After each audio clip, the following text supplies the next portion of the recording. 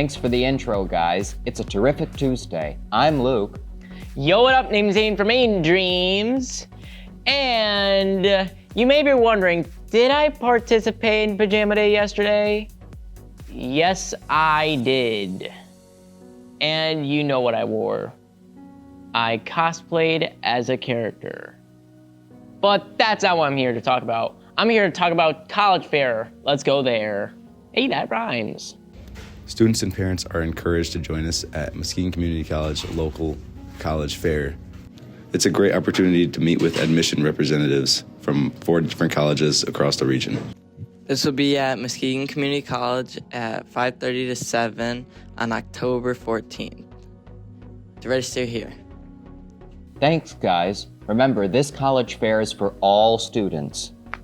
All students, Luke? Yes. All students? Mm-hmm. Even juniors like me? Yup. Wow. Anyways, want to see the results for homecoming so far? Let's go to Zach.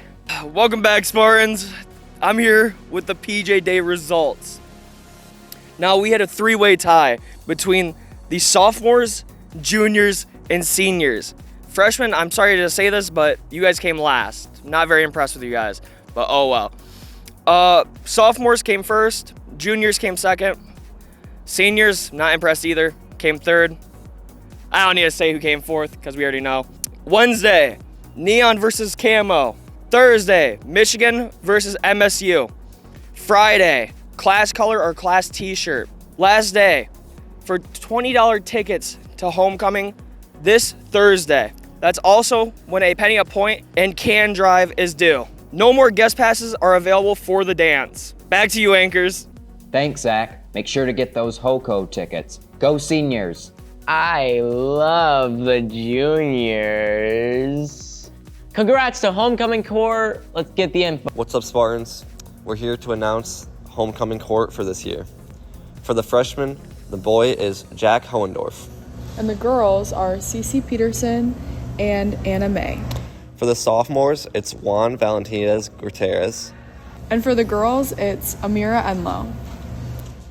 Juniors, the boy is Ethan Haney. And for the girl, Aaliyah Mack. For the senior boys homecoming court, it's Tyler Pangborn, Gabe Estragi, Tristan Prentice, Guillermo Merriman, Coben Bayline, and Aaron Merzinski. And for the girls, we have Starlight Potter, Alexa Van Vliet, Elle Fonisbeck, Ivy Patterson, Allie Amla, and Jaden Baldini. Big congrats to everyone on court this year. Thanks, guys. Good luck on your speeches Friday. Shout out to Tyler Pangborn for winning his tennis match yesterday. That's it for the news today. We're gonna finish with an interview from Mr. Stoner. And just a reminder, it is gonna be 8 minutes long, so best of luck out there, you guys. Anyways, yo, what up? Name's Aiden from Main Dreams. And this is Luke. And we are about to break the laws of physics. Yup. Anyways, see you later.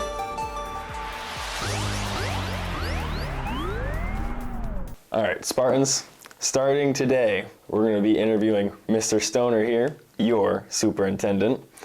We're going to be asking him questions that you guys have for him every month, starting this month. Let's get into it. Mr. Stoner, what would you say your origin story is? So my existence, how I got here, that's pretty deep, man. I don't know. I don't think you guys have time for that. So I'm from Port Huron, so I gotta be careful how you pronounce that, I should say, because those of us in Port Huron often will say Port Urine. So there's some connotation there that's pretty accurate if you've ever been there. But anyway, so I grew up in Port Huron, went to Western Michigan University, brought me to the west side. I have a few brothers, I have 2 brothers. So through school I was, I wrestled, I played baseball, I played football. I was actually a nose guard. You wouldn't know that. 155-pound nose guard. We ran a 52 slant. So, all you do is get in the gaps. So, you should talk to Steady about that. You need to think about implementing a 52. So if you're watching Steady, think about that. I can talk more to you about that. Played second base and right field, leadoff hitter. Was not good at contact. Didn't play a whole lot once I got to high school because I couldn't hit a curveball. Oh, no. Yeah, it's kind of tough. So I went to college to become actually a lawyer, but then I started working at the YMCA. I started working with before and after school care. I enjoyed, hanging out with the kids and, just getting to know them and just their life stories as well. So transitioned to elementary education, became a second grade teacher, fourth grade teacher, science teacher. In 99, 2000, I was hired as the assistant principal up at Ridgeview, 2-4 building, middle school principal for 11 years. Then I came over here as assistant superintendent and now superintendent for the last 26 years in Sparta. It's my home. Wow, very eventful. Why do you have us use 5-star? So, 5-star was something introduced by Mrs. Rumsey and Mr. Landry. Initially, it was just a pass system, kind of electronic access. You guys know some of the issues that the high school is dealing with access to bathrooms. Mm-hmm. Being able to know who's where when is part of the deal. We only have 33 toilets. There's no need to have 45 people in the hallways. You only have 33 toilets going to the bathroom. So, we just tried to identify what's a mechanism that it's really robust. There's lots of opportunities for us to do with PBIS, with focus, passing, knowing where kids are. And it's inconvenient, and as we talk about to staff and the students alike, safety is inconvenient. So knowing where you guys are when we need to, fire drills, tornado drills, the unexpected, the undesirables, knowing where you might be is critical. So our obligation, local parentis, which means when you're with us, we should be acting as your parents. Your parents want us to give you back the way they were given to us. So knowing where you're at is important. I know it's probably not like it's the big brother kind of feel. Everyone knows where I'm at all the time. I'm sure it's not convenient, but the idea of keeping you guys safe and protecting you at all costs is important to us. So we found this to be attractive that way. But there's a lot. It's robust. There's a lot of different things you'll find that we'll be using it for. But ultimately, we need to know where you're at and where you went in case we need to get you in a short order. Mm-hmm. What interests do you have outside of education? This is my favorite question, so thankful. Yeah, see, now I'm a huge Detroit sports fan. As a baseball player, as a little kid, the Tigers are my team. That's my first love. They're killing me right now. It sucks, actually. But, I love all the Detroit sports teams. Probably goes Tigers, Lions, Red Wings, Pistons. I'm 5'10" with lifts on, so I'm not a basketball player. I was a wrestler. But I still love all four of them. I'm a huge Michigan fan. You just see up there. I didn't go to Michigan, and I didn't put my time in and my effort in enough in school to get in. I applied, I didn't get in. I got in the state and chose not to go. Just because Sparty's out there. The real Sparties wear blue. I love that from Coach. Joe Davis. A huge Wolverine fan. Love football and basketball for the Wolverines. I'm active. I kayak, I run, as long as my hips and knees allow me to. I lift. I love to play golf, and that's kind of eats up my life outside. As a reader, I love memoirs. I'm just really interested in people's, so they have a little poignant part in someone's life that they talk about. I'm 53, so when I write my memoir, it's going to be about a 5-year period of time. I kind of have that scripted in my head. Mm-hmm. But I just love to learn that about people. It's really interesting to see their experiences and how that shaped them. Usually there's a poignant moment or a specific point in time that really influences and shapes them. So I can't wait to write that.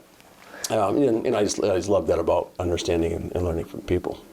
Have you been to any Detroit sports teams games this year? Not this year, no. I tried to buy some Lions tickets. I don't want to sit in the nosebleeds, but at the same time, I don't want to spend $700, $800 a ticket. So right now, it's at one point I attended a lot at Pontiac Silverdome. And I love the Silverdome. People hate it. It's huge. But I was at the last game of the Silverdome.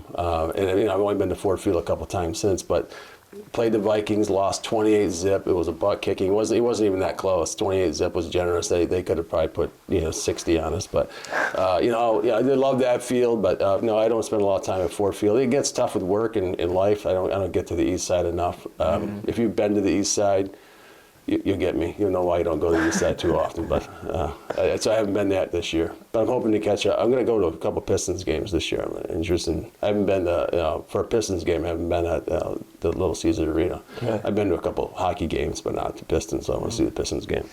Yeah, well, looking forward to that. Yeah. Did you like school growing up? Yeah, because I thought about how to describe this best. I'm the superintendent, so I'm supposed to say, oh yeah, I love school. School is everything to me. It's, why don't you guys love it? I would say I was openly tolerant of school. It wasn't my first love. It wasn't something that I really excelled at. Actually, through elementary, I struggled in school a little bit. I had an IEP for speech, so I had a stuttering issue, and that impacted my ability to connect, but also learning-wise. I didn't read as well or write as well, so I had to struggle through that. So I wouldn't say I love school. I grew to be very good at school, and part of that, that speech impediment and just being innately shy initially, struggled socially, which impacts your academics. Then I fought through that through high school and into college. But I wouldn't say I was like a huge fan. I would have rather been playing sports or hanging out with my friends than going to school. Yeah. But I understood the value of it. I was a poor kid, so I recognized that schooling was an opportunity to advance myself. So I focused on it because I knew the benefits it would have for me. My parents used to preach. My dad was a factory worker. He'd come home with all beat up hands and say, I want your guys, we had two brothers, I want your brains to look like this. So there's an expectation that we tried hard in school. And I'm thankful for that. At the time I wasn't probably my dad wasn't a hero every day. And I didn't, go do your homework, get after it, don't bring bad grades, all that kind of stuff. But I'd say I was openly tolerant of school, which I hope you guys are too. Heard that from your That's superintendent. right. Tolerant, Stay in man. school. Yeah, that's right, for sure. Yeah, work hard. It'll pay off. It sucks right now, but it'll pay off. What is one piece of advice you would give to your high school self? Yeah, man, this is. I tell this to my own kids, man. You got to love the person in the mirror. I mean, especially in today's world with social media. Thank God I didn't have that as a kid. I didn't have all that pressure and trying to. People fabricating themselves with AI and social media, TikTok, and all those kinds of things. Man, just love the person in the mirror. So I loved to tell myself early on, that person, what they think of you matters more than anyone else's. So commit to loving that person in the mirror because you're with them forever. All right. Yeah. Well, that's all the questions. Yeah, man, I appreciate it. Thank you so much. Mr. Stoner. Yeah, it's good to see you. I can't wait next month. Let's go. Yeah.